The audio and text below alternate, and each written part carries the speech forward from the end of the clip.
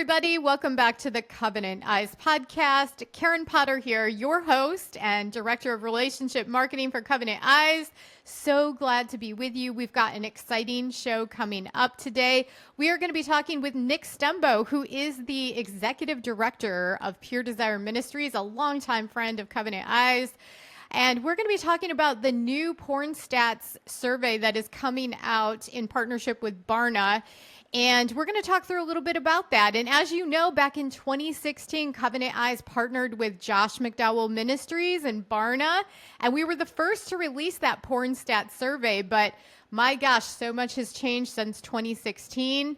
We know that survey was ground shaking for most of our ministry leaders because it was the real first glimpse as to how high-speed internet and smartphones were driving porn exposure among all the demographics in the church. But as you know, a lot of time has passed. And so today's conversation with Nick is going to be exciting because we're going to talk a little bit about this new survey that comes out this fall. And we're going to talk a little bit about maybe even a preview of some of the stats that have shifted and changed in that window of time. I mean, gosh, if you fast forward from 2016 to now, smartphone rates are, usage rates are up to 97% for people under 40 years old. That's almost the entire population. So we know that pornography is impacting our Christians in the churches in a significant way. So stay tuned. You don't want to miss this episode with Nick Stumbo from Pure Desire Ministries.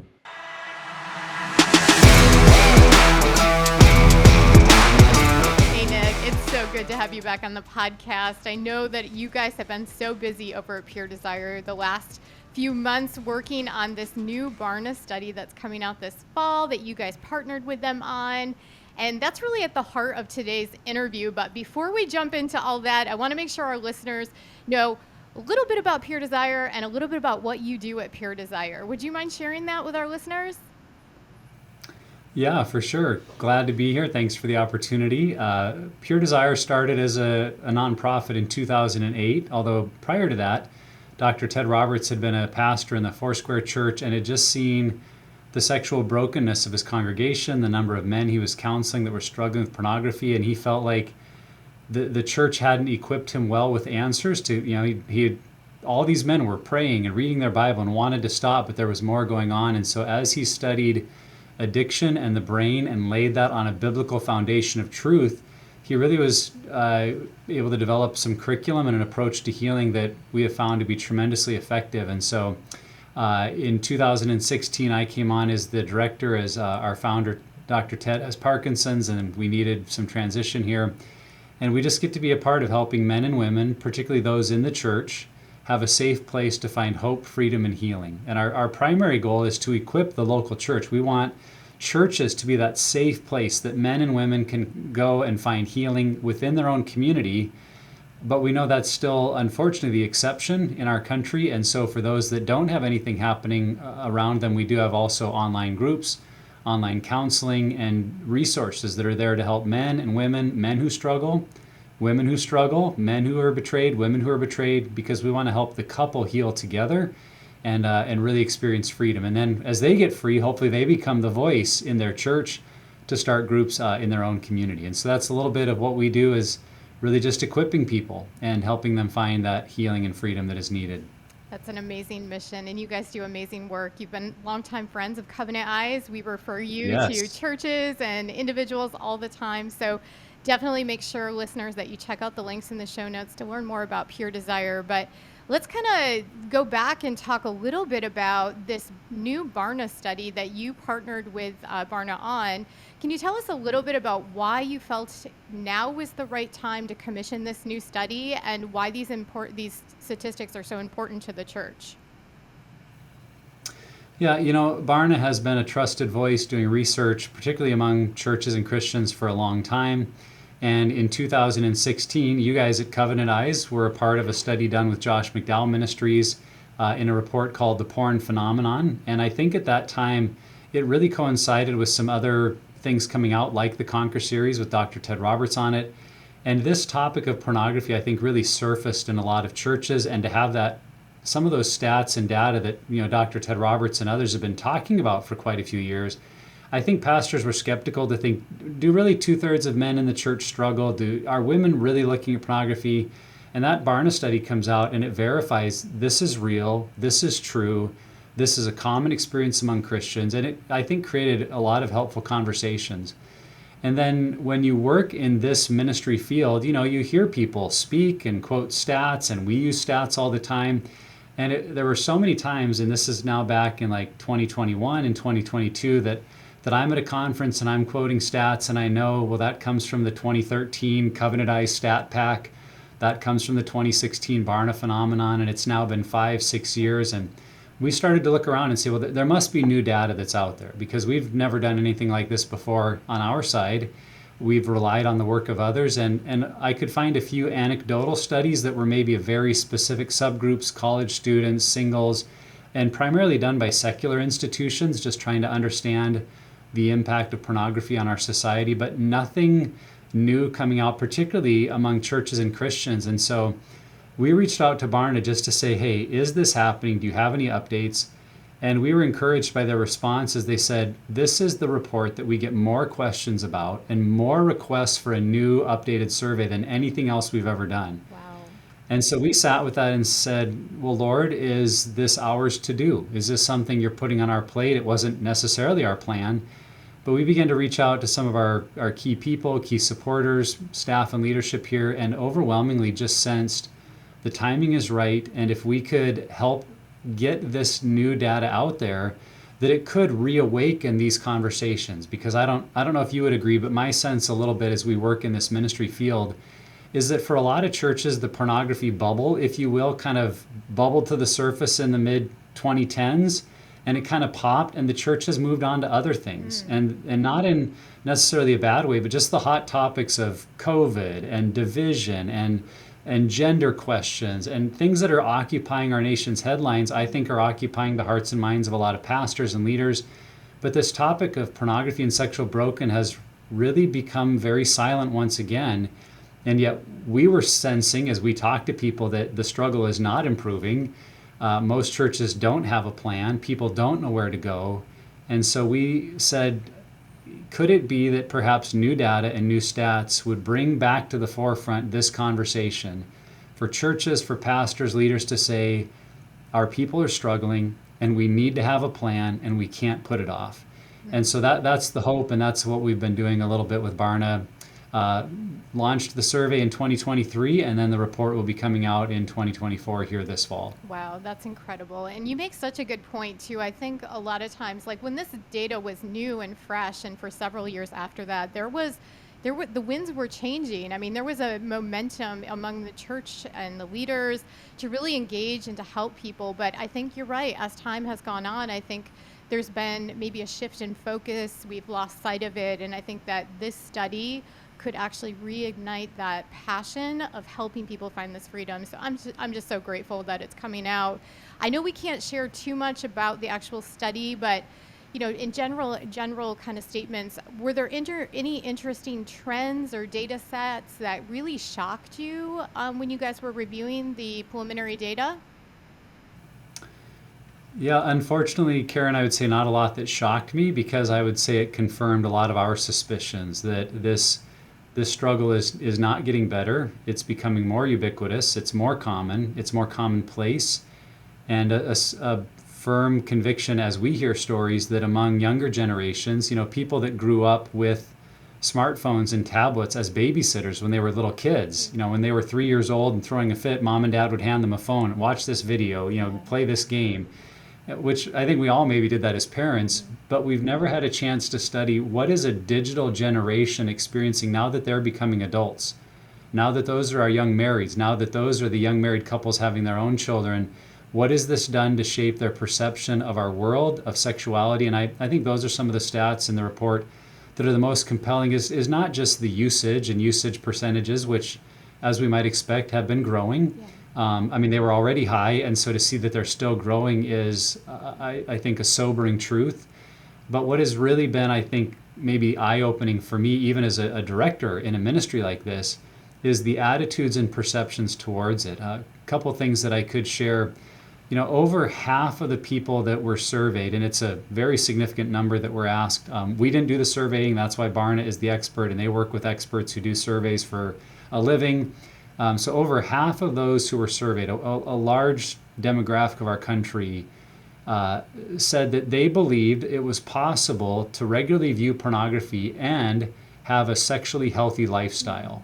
Oh my So gosh. there's a lot of contradictions of beliefs like that. Say, on the one hand, yes, I'm viewing pornography, and other questions that would suggest by and large people still view it as harmful, as not a good representation of sexuality or relationships, and yet at the same time holding a belief that says, but I can still have a sexually healthy life even if that's going on. Wow. And so some of the changing perceptions, some of the normalization, I think too what people will see in the report when you start to break out by generations, and now we've got some of the best data on millennials and Gen Z that we've ever had as adults. The numbers there are, I mean, they're going off the charts. And it's really what's driving the growth of the percentages is that our 30-somethings and our 20-somethings are really seeing what I think many of us suspected, that when you grow up with tablets and internet and smartphones, you're going to struggle because the ease of access and the anonymity, and most of it's free. The human brain without some safeguards and community is just not equipped to stand against that. And I don't say that as an excuse or removing people's responsibility for their choices, but we really did get overwhelmed by an onslaught of internet pornography and access to it on smartphones and tablets that we as a culture were not prepared for. And we're now seeing the tragic outcome of some of those results in our young adults in particular.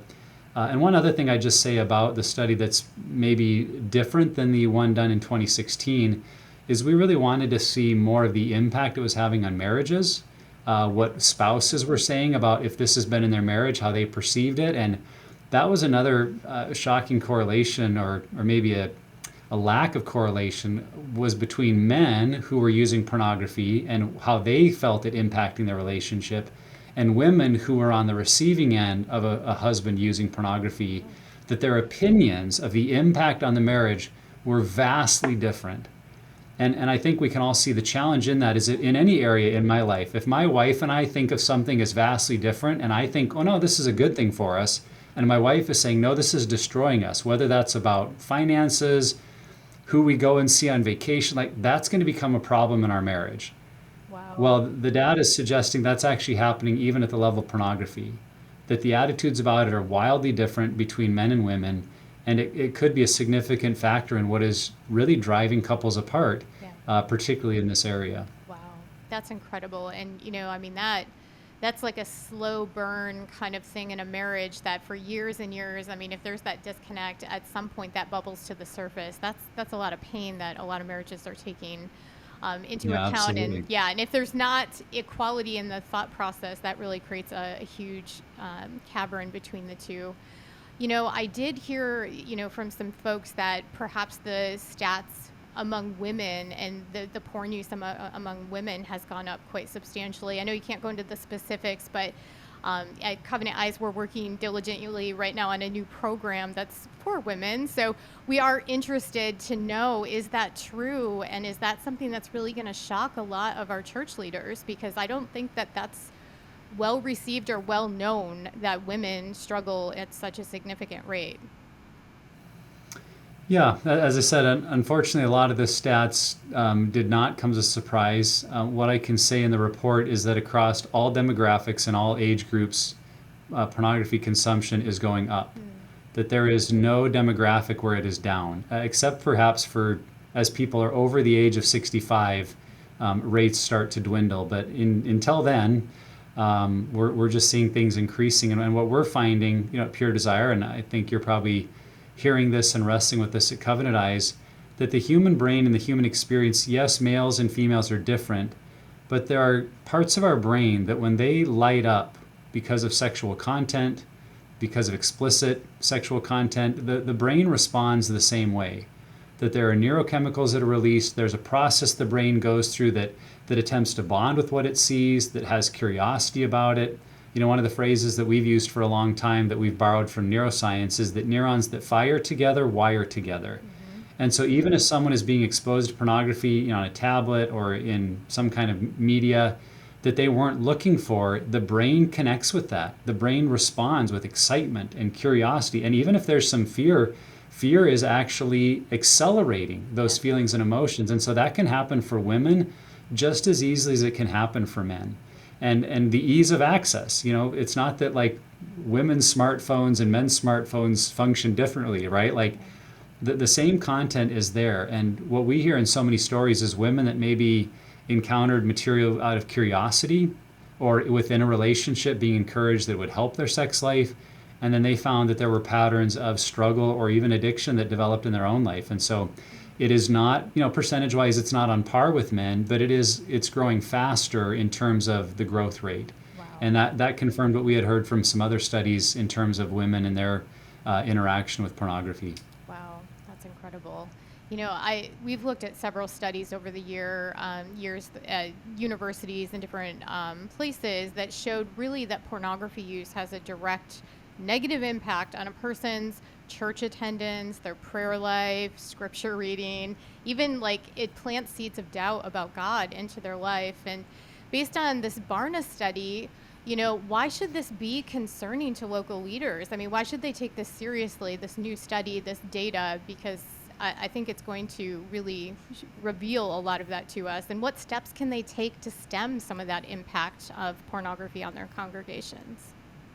Yeah.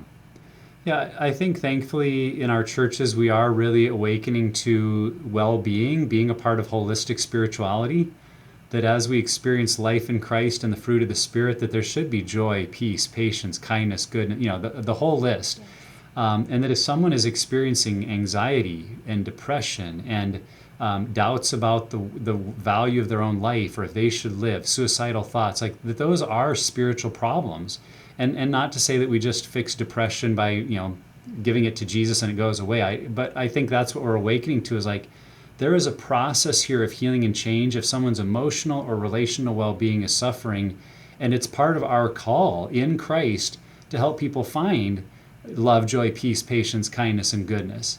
And yet what is going to come out very clearly in this study is that there is a very direct, and it can be difficult to know, is it correlation or causation related to porn users and their mental well-being, their emotional well-being, and their relational well-being. So what we do know from the study is that if someone is a regular porn user, they are mentally, emotionally, and relationally saying they are unhealthier.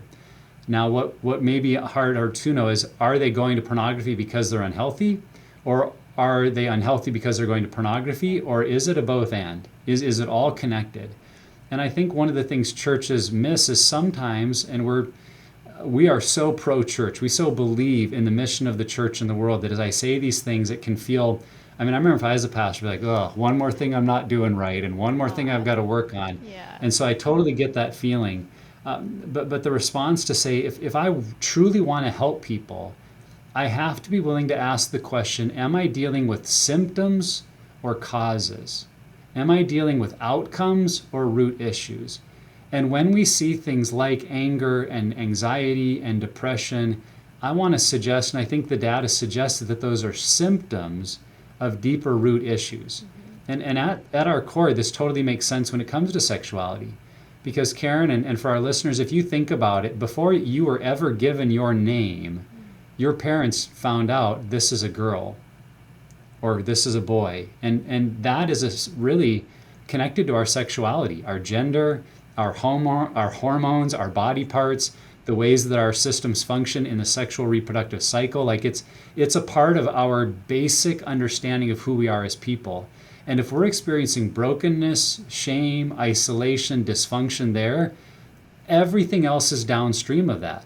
And so if I'm trying to help someone as a pastor or leader with issues of fear and anxiety and depression, but I'm not willing to look into what might be some of the deeper causes, we're only going to help people go so far. And so I think that's the call to action, or one of the clear calls that I hope comes out of this study, to say, we can't hope to help our people thrive relationally, emotionally, and mentally unless we're also willing to look at what's happening in their lives sexually. Where might the brokenness be, and where might the enemy be planting messages that say you are broken, you are dysfunctional, you would be rejected, that are keeping people from experiencing a healthy Christ-centered life in all of those areas, because at the root, there's places they feel like they have no permission to talk about, no ability to deal with. And so we just try to ignore those. We shut those parts down and hope that at a surfacey level, sometimes we can change from the outside in. And yet we know that typically that doesn't work. That change is from the inside out. And we've got to be willing to deal with those root issues. And so that's part of my call to pastors and leaders is to say, yeah, this issue can get messy. It's deeply personal. It can get awkward. But that doesn't mean we should avoid it. That doesn't mean we should say, well, that's only for the professionals. Because yes, professional counselors have a vital role to play, but I would say even more important is the community around people. The question of, am I safe to be real about this part of my life here? Because if we create opportunities for people to open up that part of their life, what I got to see in my own story, as I walked into recovery 15 years ago, I thought I basically had a problem with pornography. And if I could just fix that, everything else was pretty good. And in my own life, I was confusing symptoms with root causes.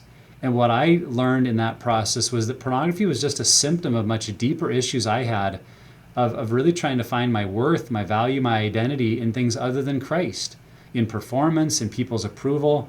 And I had never connected. I mean, I knew I had performance kind of issues and people-pleasing tendencies, but I had never connected the dots, how those were a part of my pain story, some of my trauma growing up, that then led me to using things like pornography as a very cheap artificial substitute to try to meet those deeper needs. And that's a part of what can happen as someone unpacks their story in a safe, supportive community.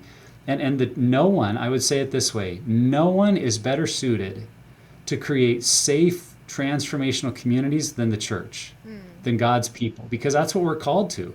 And we at Pure Desire are here to equip those kind of communities to say, okay, if you'll create the space, we'll provide a lot of the training, curriculum, and guidance how to make those communities as effective as they possibly can be. That is so good. And I think I want to spend a minute just kind of in that space, because I think there's a lot of ministry leaders that listen to this podcast, lay leaders are listening. And I think one of the big assets that Pure Desire really brings to the table here is that you guys can help facilitate a lot of that change inside of the church. You can equip those leaders. So let's dwell just a little bit longer in that space. Talk to us a little bit more specifically about how you are equipping ministry leaders, what types of programs and services you offer to help them address this, because it is daunting. And I know a lot of ministry leaders, they feel very ill-equipped to tackle these issues, and then there's so much pressure from culture on how to address it. So how do they do this biblically, and what tools and resources does Pure Desire offer to them? Yeah. Well, I would take a couple of tracks on that. On the one hand, many ministry leaders and pastors have their own story, but do not have the freedom to address that story, because there's a fear that if it was known this is my issue, I would be disqualified from the thing I feel called by God to do. And so where do I go for help? And that's why Pure Desire has designed safe, confidential programs for pastors to enter into. We have online groups that meet that are for pastors only, so that you can be in a community for 8 or 10 months with other pastors who are walking out their own personal journey of healing over sexual struggles or pornography, addiction. And that may be something that is very current, or maybe it's more in your past, but you would say, I've never had a place to deal with my own stuff. How could I help my people? That may be the first step, is joining a group for other pastors, or even taking that step into our counseling program. Yes. Because most of our counseling staff were pastors themselves. They counsel through a biblical lens, and we could help you and your spouse walk a journey to healing that, much like in my story, when you find healing and it's happening and it's effective, the freedom you feel to tell your story and help your church just goes to another level entirely. And so that may be a starting point to say, I'm the one who needs a group, or I need counseling, and we could be that safe, confidential place for you. Then the other side of the equation would be what could happen in your church. And as I've mentioned, we have just found over and over that at the end of the day, for someone to experience healing, it has to happen in community. One of the stats that I will share from the report is that for 84% of people who were asked about their struggle with pornography, who is helping you? So this is people who have self-identified, yes, I view pornography. A follow-up question was asked, who is helping you? And I think just about every answer was out there: a friend, a spouse, a pastor, a counselor, a mentor. And of those who responded, 84% checked the box that said, no one. Oh, No one's helping me. I'm alone. And unfortunately, that's in some ways the message when we don't talk about sex and pornography a lot. The message we do, and it might be completely unintentional, is if this is a problem, you need to go deal with it. You and the Lord need to deal with it privately. You need to stop doing it. You need to get better because it's not okay. And so many people, that's the message of go figure this out alone. Well, the message of the church needs to be come get help and healing together. And at Pure Desire, we have a structure and a format for groups and best practices that we have seen be effective in hundreds and even now thousands of other churches. We have the curriculum that your group can use that's been field tested and been used now for over 20 years, a pathway into healing and freedom. And then we also have the group leader training, because that's one of the biggest questions we'll get from churches that say, man, we'd love to have groups, but we don't have any leaders. Yeah. And those that want to lead need it for themselves. And that's what we have designed as a program that could be used by those that want to lead and that may need some level of healing for themselves. But really, I would say in this, even as I'm sharing, I think some leaders or pastors might be feeling the weight of like, oh man, here's one more ministry I have to lead and start. yes. We have really found that the best, most effective groups aren't led by the pastor. They're led by people who are in it for themselves, are experiencing some of their own healing, and are saying, Lord, would you help me give to others some of the healing that you're helping me find? Yeah. And so it's raising up qualified men and women who have a heart for ministry and a heart for other people, but who are in the group for their own story. Lay leaders, men and women that are walking in this themselves, those will be your leaders. And we have the tools and the training needed that we can help equip them. And as a leader or pastor, your primary role becomes to open the door to it and to champion it and to encourage. And I think when a lot of us as leaders hear that, it's like, oh, well, I can do that. Yeah. I can provide space. I can provide free. I can start to give some of these tools to my leaders so they can be trained, and to know that you could have a self-led, self-supporting, self-replicating ministry that you as a pastor don't have to lead. I think that could be tremendously encouraging. And so that's what we're here to help create. We've got a team of people that help make it happen, and we'd love to engage with anyone that's saying, man, we're ready to take the next step. I mean, that's what we do. So That's awesome. And I think that really should put a lot of minds at ease, because I know that's one concern when we're working with churches and pastors. You know, it is that burden of one more program. I mean, a lot of churches don't have big staffs. You know, the average size of a church in America is not a mega church. I hate to break That's it right. to, they're smaller, 500 to 1,000 people, and they don't have a lot of staff. And so I love that you guys are equipping that discipleship model of raising people up who have a testimony and a passion to help others find freedom from something that they personally struggled with. And I think that's the model that we need to replicate across the country, really, because that's how we're going to help more people find freedom. It's always better when you have someone that's passionate and has a story to tell, and those are the people you want leading those programs. I mean, that's really where you find the most success. It attracts people, it makes them comfortable, it lets them know that it's a safe place because this person has, went down the path before. So I love that, Nick. That's great. right. That's right. Yeah, and it's been on our hearts, certainly to make sure that pastors don't feel that burden and that we equip them the best way that we can. And we point them often to your programs and your resources. And I know that we do have listeners out there that maybe aren't tapped into a church, or maybe it's just impossible to get their church to take this up right now. So for those listeners out there that might just be struggling themselves, how can they engage with some of the things that Pure Desire has to offer? And then how do these new stats, like how will this be beneficial or useful to those folks out there that are just struggling and, they want to know they're not alone? How can these stats be useful to them in their journey? Yeah. Yeah, I think if we start there, that is just what you said. In some ways, it helps us see a picture of this is a plague in our society, and I'm far from the only one if I'm struggling. And what we really hope is that it equips a lot of volunteers, a lot of lay leaders, a lot of people who say, man, I'm passionate because I've seen God work in my life in this part of my journey, but I know our church isn't doing much. What could I do? What do I say? I think it really equips you with a tool to take to your pastor or a staff member, and in love and in kindness, not being pushy, not trying to tell them what they're doing wrong. Right. Be sure to affirm them and thank them for their heart for people, Yes. but to show a report and some stats and say, have you heard the latest on Christians and churches and this area of struggle? And I wonder what thoughts or plans our church has to help in this area. I always think that's a great question of not just like, so what are you going to do about it? But to assume that maybe some of these conversations have happened and are happening, to say, what are our leaders discussing about how to help in this area? And then potentially to even offer and say, man, because I'd love to be a part of something. And if they're, depending on where they're at in their own story, maybe saying, I'd love to help start something. But on the other side of the coin, if someone currently is on their own, looking to find freedom and healing, not sure what their church is offering, it might be another church in your area.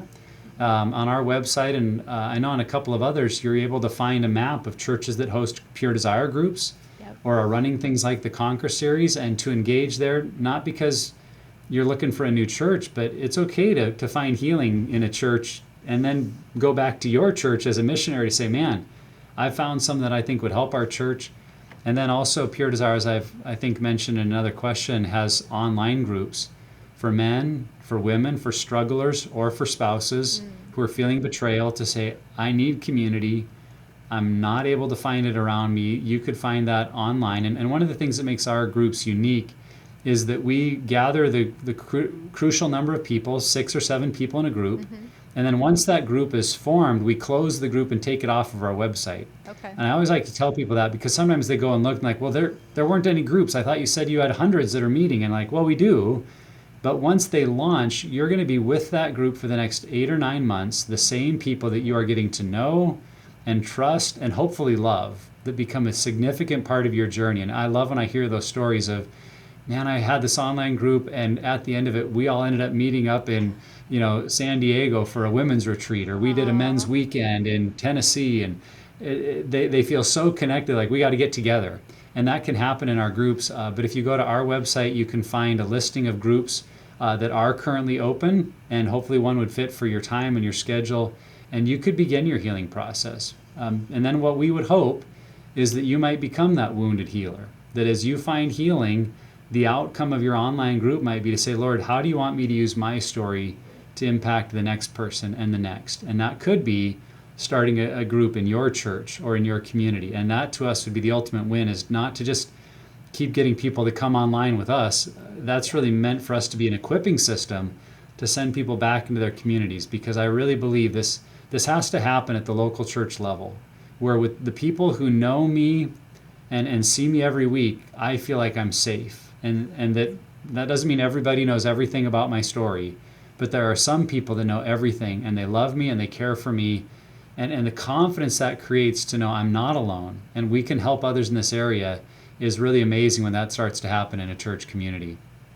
I love that. And I love that you guys really focus around bringing people in person together in their local bodies at the church level, because I think that's really the way that Christ designed for the church to be. It was to be together in the church and helping one another, that one anotherness. I love that.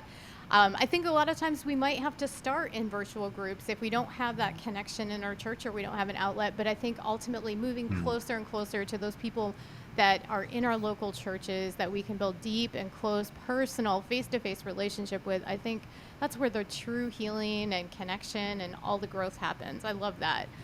So kind of going back to the survey that's coming out this fall, there's probably a lot of interest from our listeners just in learning more about how, when, where, when is this going to be released? I know you guys are having a launch party that we're part of, and we're so excited to be part of that. But can people pre-order? When does this come out? There's going to be a lot of eagerness, I'm sure, to get their hands on these stats. Yeah, we are in some of the final stages right now, and I'm waiting on Barna to hear about if they do pre-orders or not. But for sure, if you're on the Barna website or a part of their mailing list, or Pure Desire's website and our mailing list, it's something we're all gearing up for, and you'll hear about it that way, or following us on social media through Facebook or X, or I think that's what we call it now. We'll be announcing those things, but our primary launch date is September the 19th. On that day here in Portland, Oregon, we're having a launch party with David Kinnaman and Pastor Randy Alcorn and author Shannon Etheridge, who wrote Every Woman's Battle, and Joshua Broom, who was a performer in the adult film industry, telling his amazing story of transformation. They'll just be sharing about this topic and how churches can address it. That is happening only in person on Thursday afternoon. It's a pastor's lunch event, but it will be recorded, and at some point down the road, we'll be sharing that. But the other place will be the next day is our annual summit, the Pure Desire Summit, which we do stream live. You could have a watch party, you could watch it from your own home, or you could join us here in Gresham, Oregon, right here by Portland, to be a part of that launch on September 20th and 21st. And then I would also just say stay tuned, because between Barna and Pure Desire, we're going to be doing a co-branded webinar in early October. So if you're not able to do the summit, you're not able to be at the launch party, but you really would love to hear some of it discussed, live from Barna and from Pure Desire, in early October, we'll be doing a webinar, and so you can be looking for that. And then you can, obviously, we'd love it to have you give the report on September 19th, either at puredesire.org, barna.com. The report is available on either website. That's awesome. Yeah, and we'll definitely put all the links in the show notes so people can find them and get access to them. I will say, for ministry leaders out there, just kind of thinking through, like, how would I use this? Some of the ways that we've used it in our ministry outreach, we've done presentations to parent groups or to ministry leader groups, and to women, to men. I mean, there's a host of ways that you can really integrate this data, because oftentimes people, especially parents, don't realize the impact of technology and pornography use. And sometimes, we do need to share that data, because that really reveals things that sometimes we close our, eyes and ears to, because we just don't think, not us, not our kid, not in our family. Yeah. And it sometimes is also something that really drives people to come forward, because they realize, I'm not alone. This isn't just me in the church. This is, the old data said 7 out of 10 men. This is a bigger issue. So ministry leaders definitely want to get your hands on this report when it comes out, because there's a lot of really important ways that you can use this and share this in your ministries. So we'll definitely make sure all those links are in the show notes, Nick. And gosh, we're so grateful for you and Barna really putting this together, because it is about time. I mean, 2016, when the data came out, 70% of people had smartphones. We're now at a place where anyone under 40, I think the number is 98% have smartphones. So It's a changed world. It's a different place. And I don't think the porn industry is stopping. They're going more aggressively at a younger age after people, to get them hooked so that they can have lifelong customers in their evil empires. So I'm just grateful for what you're doing, and we're really excited about this study to come out so that people can have information to make informed decisions in their ministries and in their personal lives. Yeah, we're so grateful for you helping shine a spotlight on it and for sponsoring some of the events there. And if I could just close with one more stat that to me I think is the most compelling. Again, for those who struggle, a follow-up question was asked, who even knows that you've struggled? And 50% of people responded, no one. No one knows. And so as a parent, as a pastor, as a leader, the truth is we only know the half of it. Yes. For every story we've heard, there's probably at least one more that we haven't heard, because people are locked up in shame and fear and isolation. And so the more we can redemptively bring to our people and in churches and say, this is part of Christ's redemptive plan for humanity. This isn't off the radar for God and for his people.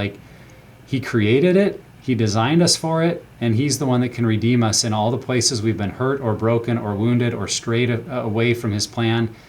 He's the God that calls us to come home. And I think the more that message is heard, that's the number to me that I say, that's what's got to change. That if people say no one even knows, they haven't even taken the first step towards healing. So I pray that in one way or another, we could all be a part.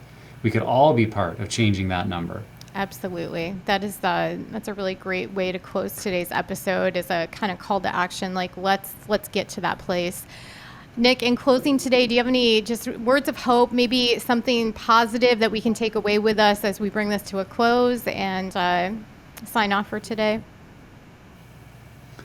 Well, I think that's what's so encouraging, Karen. It's our attention as a ministry is we have seen such tremendous success in churches when a staff embraces this as part of their discipleship plan, when there are people here that hope healing and freedom is possible, there's a safe group for me. And when people can walk through an intentional healing curriculum that freedom is happening, it's changing lives, it's saving marriages. And we have stories that we get to hear every day, but those are just such a small pocket. And I think that's the hope, is like, the healing is there, but we just have the seeds of it. We need to see it spread all across our country and all across the world. And I would encourage every pastor and leader with that to say, we have the tools. Yes. We have what it takes, but we've got to be willing to face this and lean in. And when we do, it transforms lives, it transforms families, and it transforms churches. Absolutely. And we're getting to see it, and we just hope to see a whole lot more. So good. Well, thanks, Nick. We appreciate you joining us on today's episode, and we will make sure to get all this out to our listeners, the links and how to get your hands on this new study, and of course, how to get in touch with Pure Desire Ministries. They are a great ministry. They are super helpful in equipping the local church and people all across the country. So thanks again, Nick, for joining us. We'll see you next time. Yeah, thank you, Karen. Really appreciate being here. Of course. Thank you, listeners. Tune in next time to the Covenant Eyes podcast. We'll see you later.